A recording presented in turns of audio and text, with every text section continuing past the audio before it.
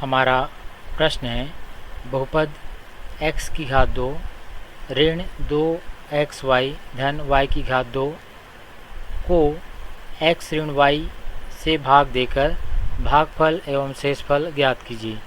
तो प्रश्न में ये हमारा भाज्य होगा और ये भाजक, इसे हम लिख सकते हैं भाज्य x वर्ग ऋण 2xy धन y वर्ग और भाजक x ऋण y। चूँकि बहुपद में हम भाग की क्रिया दीर्घ विभाजन विधि से करते हैं, जिसका पहला चरण कहता है भाज्य और भाजक के पदों को उनके चरों के घातों के अवरोही क्रम में व्यवस्थित करना। तो यहाँ पर आप देख पा रहे हैं भाज्य में यहाँ पर x की घात 2 है, यहाँ पर x की घात 1 है और यहाँ पर x की घात 0 है। इसी प्रकार भाजक में x की घात 1 है और यहाँ पर x की घात 0 है, अर्थात भाज्य और भाजक के पद पहले से ही अपने चरों के घातों के अवरोही क्रम में व्यवस्थित है, अतः हम भाग की क्रिया में आगे बढ़ सकते हैं। ये हमारा भाजक है x ऋण y और ये हमारा भाज्य है x वर्ग ऋण 2xy धन y वर्ग। अब दीर्घ विभाजन विधि के अगले चरण के अनुसार हमें भाज्य के प्रथम पद x वर्ग को भाजक के प्रथम पद x से विभाजित करना पड़ेगा। वह प्रक्रिया हम यहाँ पर करेंगे। x वर्ग को x से विभाजित करने पर हमें परिणाम प्राप्त होगा यहाँ पर x, जो कि भागफल का प्रथम पद होगा। अब दीर्घ विभाजन विधि के अगले चरण के अनुसार प्राप्त भागफल का भाजक x ऋण y से गुणा करना पड़ेगा। भागफल x का भाजक x ऋण y से गुणा करने पर हमें गुणनफल प्राप्त होता है x वर्ग ऋण xy। इन पदों को हम यहाँ पर लिख लेंगे। इसके बाद चूँकि भाग की क्रिया में हम घटाते हैं, तो घटाने पर नीचे जो बहुपद हमने लिखा है इनके चिन्ह बदल जाएंगे। x वर्ग यहाँ पर धनात्मक है और x गुणित y ऋणात्मक है, तो दोनों के चिन्ह परिवर्तित हो जाएंगे और क्रमशः धनात्मक चिन्ह ऋण में और ऋणात्मक चिन्ह धन में परिवर्तित हो जाएगा। उसके बाद आप देख पा रहे हैं x वर्ग यहाँ पर धनात्मक है और यहाँ पर x वर्ग अब ऋणात्मक हो गया है। दोनों के चिन्ह विपरीत हैं, अतः दोनों पद कैंसिल हो जाएंगे और इसका परिणाम हमें यहाँ पर मिलेगा 0।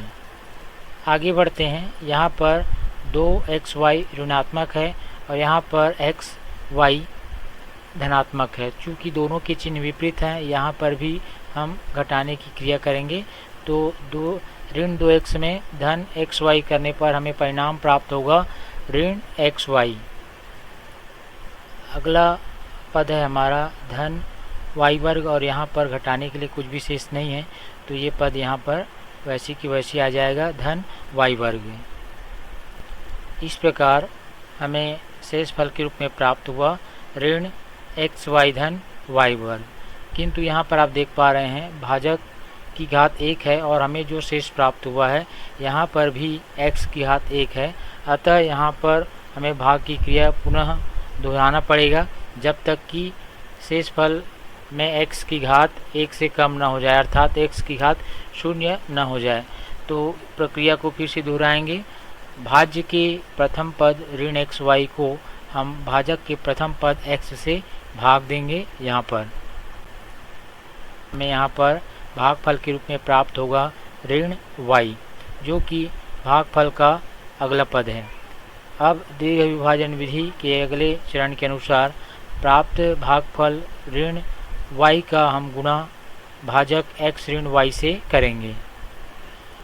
भागफल ऋण y का भाजक x ऋण y से गुणा करने पर हमें परिणाम मिलता है ऋण xy धन y वर्ग। इन पदों को हम यहाँ पर लिख लेंगे।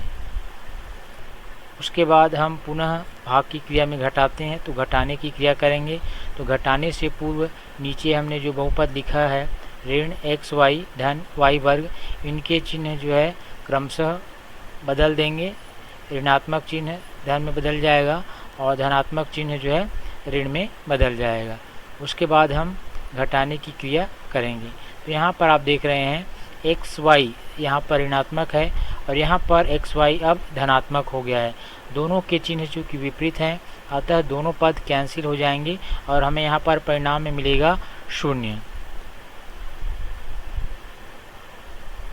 इसी प्रकार आगे बढ़ते हैं।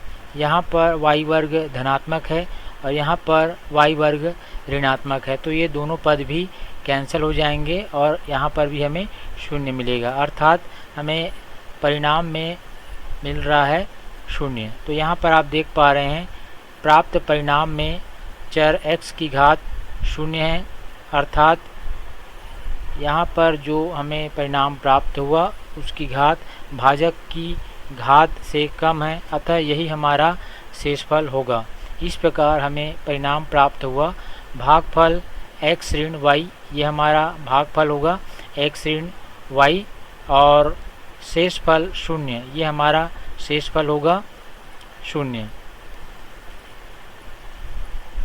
तो इस प्रकार हम इस सवाल को दी हुई विभाजन विधि की सहायता से हल कर सकते हैं।